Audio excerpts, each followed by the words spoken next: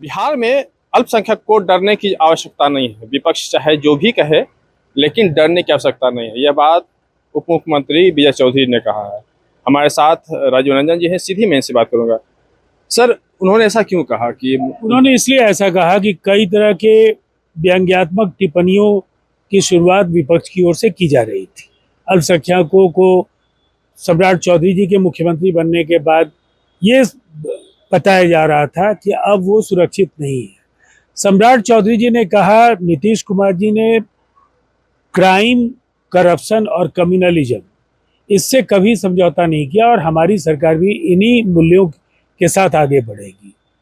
उसी को विस्तृत तरीके से उन्होंने उसकी व्याख्या की और जो बिहार में अल्पसंख्यकों के लिए जो पिछले 20 वर्षों में अच्छे कार्य हुए हैं, जो राज्य जहां कभी दंगे नहीं हुए, जहां कभी कर्फ्यू नहीं लगा, उस राज्य में अल्पसंख्यकों को विपक्ष के बहकावे में या अगर वो गुमराह करना चाहे तो उनके खेल में नहीं फंसना है। यही आज के संबोधन का उद्देश्य था। अल्पसंख्यक तो ऐसे भी आपके साथ रहे हैं। बिल्कुल बराबर रहेंगे, उनका भरोसा है नीतीश कुमार जी के नेतृत्व में राष्ट्रीय जनतांत्रिक गठबंधन को।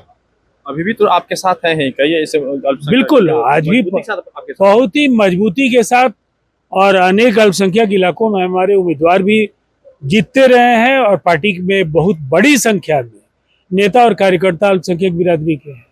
धन्यवाद। देखिए, हमारे साथ राजीव रंजन थे। उन्होंने स्पष्ट रूप से कहा कि इस कहने की आवश्यकता नहीं है, क्योंकि पूर्व मुख्यमंत्री नीतीश कुमार ने अल्पसंख्यकों के लिए एक दो काम नहीं बल्कि ढेर सारे से काम किए हैं, जिस वजह से आज अल्पसंख्यक के साथ हैं। भले अब जो विपक्ष है चाहे जो भी कह ले, लेकिन इसका कोई मतलब नहीं है। उन्होंने इसी वो अब विस्तार रूप से उन्होंने कहा है। क्या कुछ कहा है, पहले आप उनकी बात सुन लीजिए। तो अब तो अल्पसंख्यक समाज को आश्वस्त हो जाना चाहिए, मन में किसी प्रकार की कोई संशय, कोई भी तरह की हिचकिचाहट नहीं रखनी चाहिए कि जैसे वो नीतीश कुमार के शासन में सुरक्षित थे, वैसे ही चूंकि ये शासन भी नीतीश कुमार के रास्ते ही चल रही है, इस शासन में भी वो उसी तरह सुरक्षित रहेंगे।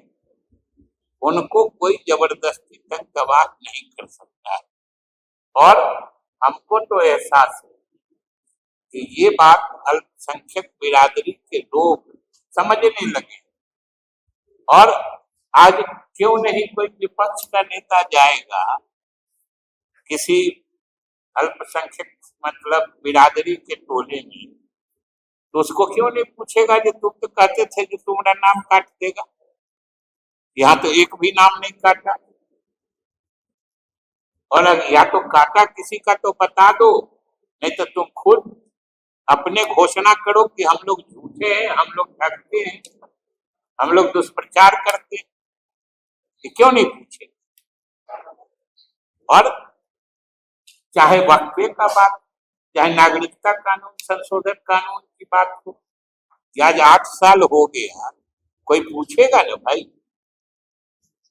कि भाई इतने जोर से समझाने आते थे कि भाई ये कानून बनाया है तुम्हारी नागरिकता खत्म कर दी, और आज तक एक भी मिसाल नहीं बन पाई। तो हम तो यही कहेंगे कि भाई इतने झूठे और फरेबी विपक्ष की नीतियां इस प्रदेश में अब और अधिक चलने वाली नहीं। और जिस ढंग से वो अल्पसंख्यकों को बरगलाने का काम करते थे, बहकाने का काम करते थे, उनका भावनात्मक शोषण करते थे, अब वो मुकम्मल तौर पर समझ चुके हैं कि भाई इसमें से कोई हमारा भला करने वाला नहीं है। क्योंकि इनकी जब हुकूमत थी तो सबसे पिछड़े समाज में अल्पसंख्यक की गिनती होती थी, और कोई 2005 से लेकर 25 के बीच में अल्पसंख्यक समाज में जो तरक्की हुई है उसका कोई हिसाब देखिए। जो पढ़ाई में कितना तेजी आई है, बच्चों को आगे बढ़ने में कितनी तेजी आई है, मुख्यमंत्री उद्यमी योजना से कितने लोग आगे बढ़े, बाकी तो उनके सामाजिक इसमें जो कब्रिस्तान है या ये है उसकी चर्चा हम नहीं करना चाहते। हम सिर्फ जो अल्पसंख्यक गरीब समाज की माली हालत सुधारने के लिए, क्योंकि कोई समाज परिवार आगे बढ़ने का असली पैमाना उसकी आर्थिक स्थिति सुधारना ही होता है, और शिक्षा सबसे बड़ी धुरी होती है जिसके चारों तरफ विकास के काम घूमते हैं। समाज जब तक शिक्षित नहीं होता है विकास नहीं हो सकता है।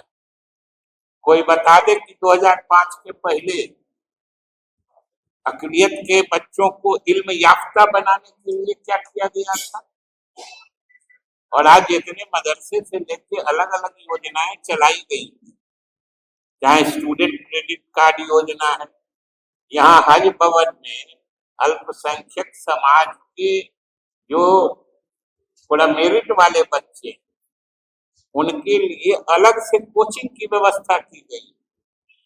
और पता नहीं आप लोगों को याद होगा, अभी पिछले ही साल 2 साल पहले यही फुलवारी शरीफ की एक लड़की वहीं से कोचिंग करके वो यूपीएससी क्रैक करके आईएएस बनी, वहीं से कोचिंग करके।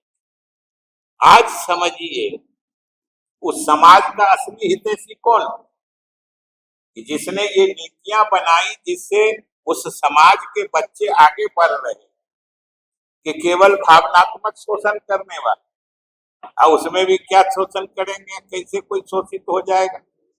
सबों ने देखा है कि अल्पसंख्यकों के कातिलों को पनाह देने वाले वही लोग थे,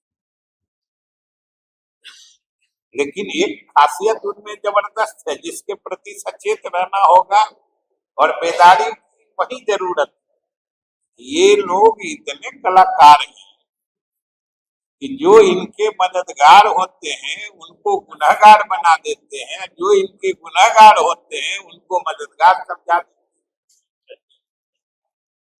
तो अब स्थिति बदल गई, और अब किसी पार्टी का नाम का हुआ दिखा के बिहार के अल्पसंख्यकों को कोई भरमा नहीं सकता है, भड़का नहीं सकता है, बहका नहीं सकता। जो ये जमीनी हकीकत ये सब लोग समझ चुके हैं कि उनका असली हसबखा या हितैषी कौन है, ये मुसलमान समाज समझ चुका है। इसलिए इस बात की जो ये परिवर्तन हो रहा है, ये हम आप लोगों से भी अनुरोध करेंगे कि इस परिवर्तन को आप समाज के सामने जरूर उजागर करिए, क्योंकि ये समाज के हित में एक तबका जो शुरू से शिक्षा और विकास में उपेक्षित रहा है, एनडीए के नीतियों के कारण आज वो समाज के मुख्य धारा में साथ चलने की तैयारी में है।